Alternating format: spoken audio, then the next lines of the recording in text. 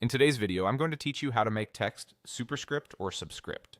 If you've ever needed to write exponents like x squared, add small footnote numbers, or format chemical formulas such as H2O with the 2 lowered, this is exactly what you're looking for. Superscript raises selected characters above the baseline, while subscript lowers them below it. The process is quick, clean, and keeps your document looking professional. Start by selecting the exact text you want to change. Click and drag to highlight only the characters that need to be raised or lowered. For example, if you're formatting x2 as an exponent, select just the 2, not the entire word.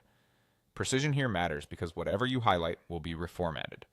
If you accidentally include a space or extra character, no worries. You can fix it by adjusting your selection and applying the format again. With the text selected, go to the top menu and open Format, then hover over Text and choose either Superscript or Subscript. The change will happen immediately. You'll see your selection jump up for Superscript or drop down for Subscript. If nothing changes, double-check that your text was selected before opening the menu. This menu path is the reliable, menu-based way to apply these styles and is consistent across many modern editors. If you need to switch from one to the other, for instance, you chose Superscript but meant Subscript, just keep the text selected, go back to Format, then Text, and pick the correct option.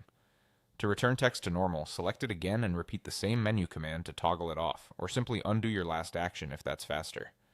A few quick tips to keep things tidy.